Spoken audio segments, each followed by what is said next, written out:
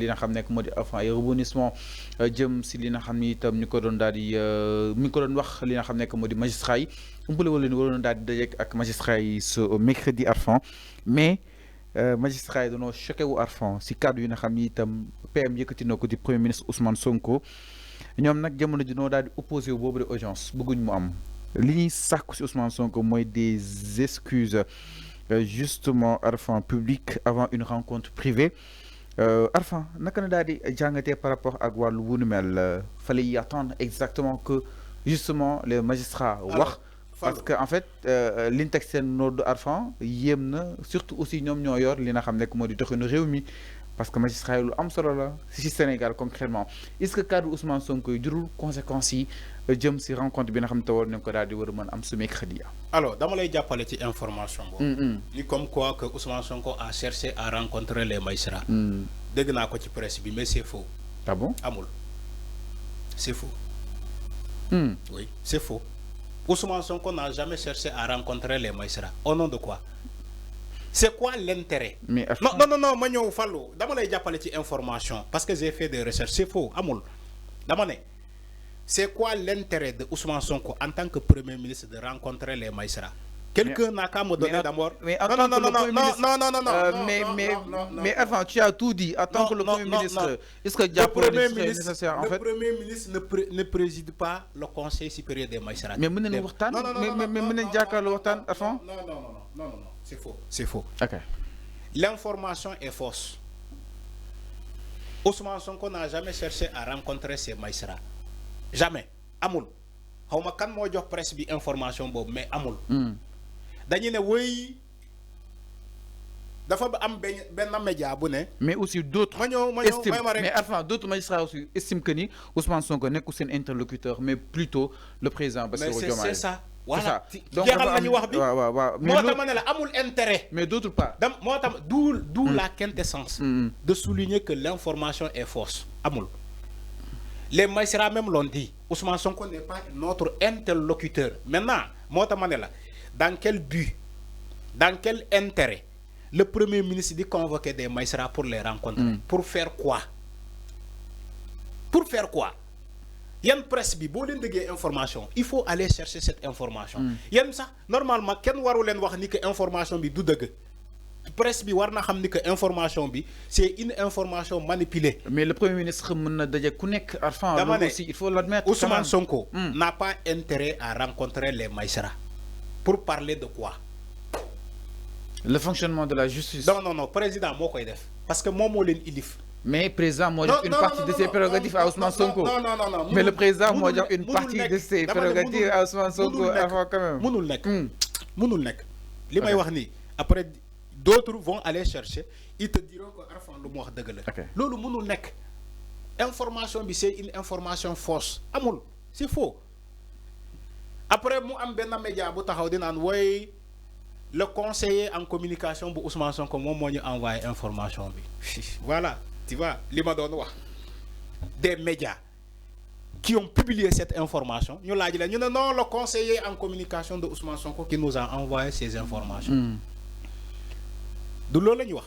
Man j'aurais attendu ñu ne ma non Ousmane Sonko en personne moo cherché ou bien moom moo def démarche pour rencontrer les magistrats. Magistrats yi sax ci presse bi lañ ko yéegee xanaa xamoo loolu. Magistrats yi ci presse bi lañ yéegee ni que Ousmane Sonko il y a une information comme quoi que le Premier ministre veut les rencontrer. ci presse bi lañ ko yéegee. Vous croyez que c'est sérieux? Vous croyez que ni information boobu am na magistrats yi di ñoom ñoo koy njëkk a yéeg balaa presse bi parce que ils sont concernés directement ñoom la ñu concerné ni que woy le Premier ministre cherche à vous rencontrer. Mais comment les magistrats ñoo xamante ñoom la ñu viser ñu yëgee information bi ci presse? Vous croyez que c'est sérieux? Moo tax ma ne la information bi du dëgg, c'est faux. C'est une information sabotée.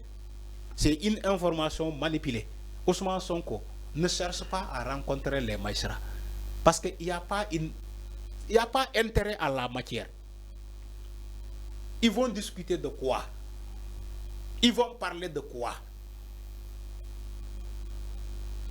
En sachant que ce n'est pas lui qui préside le Conseil supérieur de la magistrature. Ce n'est pas lui qui affecte les magistrats. Ce n'est pas lui. Maintenant, ils vont discuter sur quoi? Alors, non, c'est faux. Mais enfin, ñi jàpp ni aussi Ousmane Sonko justement kàddu mi dafa xaw a yéeme ba daal si yegg aussi ñi jàpp ni aussi dafa war a présenter des excuses publiques parce que nee na da ko wax en tant que citoyen sénégalais da ko wax en tant que chef de parti waxu ko si casquette paiement mais lii su ko un sénégalais lam daa waxoon Arfan jamono ji kenn waxatu ko ñu koy topp si kanam yoon ak wàllu yoonal alors ñu jàpp ni nag jot na mu daal di def ay excuses publiques par rapport ak sa sortie justement sur les magistrats loolu itam nako nako daal di jàngatee. Pourtant on est dans un pays boo xamante ne ay nit dinañu xëy attaquer enseignants yi ne leen dem leen enseigner yan grève kese la. non enfin là non là c'est des magistrats. On parle des corps. Non là c'est des magistrats. Le magistrat n'est pas supérieur à l'enseignant. Enfin là c'est des magistrats. Là enfin c'est un corps très très sensible. Sois sérieux toi aussi. Les magistrats c'est un corps très sensible. Les magistrats ont la même hiérarchie que certains enseignants. Les magistrats même c'est des enseignants qui enseignent à l'université. Tu sais pas ça? Xamoo lool. Non yow yaa xamul li ngay wax moo tax ma lay corriger. Non là quand on parle des magistrats qui siègent exactement le magistrat dans les plus cours, il y a des enseignants, il y a des magistrats enseignants. C'est un corps très sensible. ñu laal ko Arfan peut-être dina xaw a li nga xam ne que mooy justement peut-être brouiller les choses. Tu sais pas ce que tu dis. Dans tous les corps, il y a des gens qui ont même statut. Même statut que les magistrats, que certains magistrats. La hiérarchie. Il y a la hiérarchie des fonctionnaires. Il y a des enseignants qui ont la même hiérarchie que des magistrats. Comme le médecin, certains médecins ont la même hiérarchie que alors excuse publique yi Arfan jàpp ne loolu mën a nekk la wala balaa may ñëw ci excuse publique bi Fallou dama lay wax ci xam-xam pour nga comprendre. Il y a des magistrats enseignants qui enseignent le droit à l'université. Pourtant c'est des magistrats. Alors les Sénégalais sont d'accord pour parfois ñu critiquer enseignants yi parce que dañoo grève les enseignants du supérieur du collège tout ça, mais les Sénégalais ne sont pas d'accord pour qu'on critique les magistrats. Pourquoi? C'est la question que je pose devant tout le monde. Alors Arfan Fallou Arfan dang may xaar ba ma daanel nga couper. Alors dama ne les Sénégalais pourquoi les Sénégalais sont d'accord pour ñu critiquer enseignants yi ak médecins yi mais les Sénégalais ne sont pas d'accord pour qu'on critique les magistrats. Pourquoi? Est-ce que quelqu'un peut me donner une réponse? Pourquoi? Est-ce que les magistrats c'est des dieux ou bien c'est des demi-dieux ou quoi? Mais est-ce que l'on doit fragiliser un peu relation bi pouvoir exécutif war am ak li nga xam ne le pouvoir judiciaire yow enseignants yi ñi nekk di critiquer ça, est-ce que ça a fragilisé l'institution scolaire? Non. Dama ne non il faut comparer ñaar yoo xam ni c'est comparable. C'est parce que tu n'as pas compris. Là c'est la justice. Là on parle de la justice n'est pas une justice de Dieu. Justice mën naa juum. C'est des humains comme toi. C'est des humains. C'est des gens qui ont été à l'école comme certains enseignants qui étaient à l'école. Mais juste on a le devoir justement de s'adapter à des décisions justement judiciaires. C'est-à-dire même si Dioumé sax dana war a appliquer wu dana war a adapter wu ces décisions yi nga xam ni tam da koy rendre. Exemple le conseil constitutionnel article 92 loolu tëj na ko exemple juge yooyu noonu. Boo demee aux États-Unis entre autres. Je te donne un exemple. Un pays comme les États-Unis magistrat bu jëlee décision bu mu warul jël tu rends compte devant tout le monde aux États-Unis. Parce que pour xamal ni que magistrat mën naa juum magistrat mën na animé wu de mauvaise foi parce que entre temps dafa am lii te man Amadou Ba dafa wax démb information boo xamante ça mérite d'être convoqué. Il a dit ci le régime de Macky Sall dañ doon def consultation à domicile ci ay magistrat yu mën a condamner Ousmane Sonko. Pourtant nit ñi bàyyi ñu xel ma ñëw moo tax ma ne la yow tu n'as rien suivi. Fallou yow da ngay ñëw toog ci plateau di wax lu la ne di raconter des conneries.